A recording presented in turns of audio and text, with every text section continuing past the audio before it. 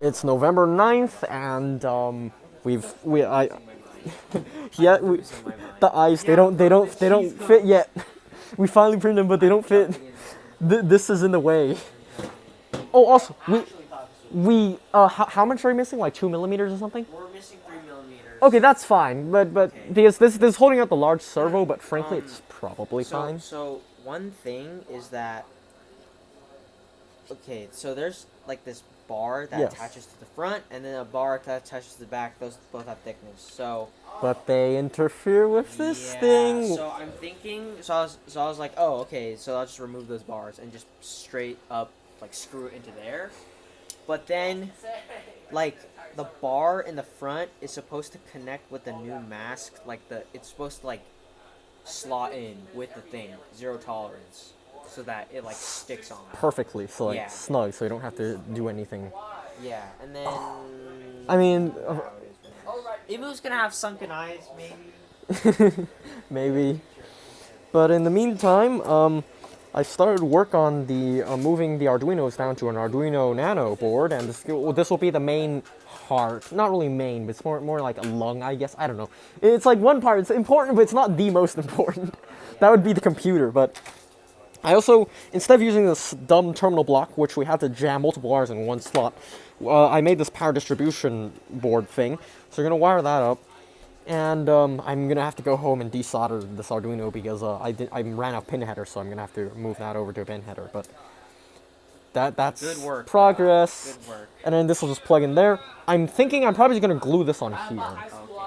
Okay, how does this serve any purpose? It holds up this servo. But it's really, like, this side's a bit thinner. How far can we chop? A lot. I'd say around here, like, at least that much. We don't need that much of it. We can get rid of 5 millimeters, probably. Probably. But the sanding is going to be a pain. And then also, we could get, I'm pretty sure we can get rid of a little bit on the actual base itself. Because some of it isn't used to support the servo. So I think... Yeah, I mean, for example, here, where you have the hole, I think, you can get rid of around half of that, I'm guessing. It should still have enough, strength. Yeah. I think we should just put one together and then just... Just see how it works. It's pretty close. Frick around, find out. Yeah. Best form of science. We also tested the muscles' heat resistance in water, because if we do go down the route of water cooling the muscles, which is fairly likely, if we want fast response at least, the fishing line, I think, is nylon. It's probably nylon.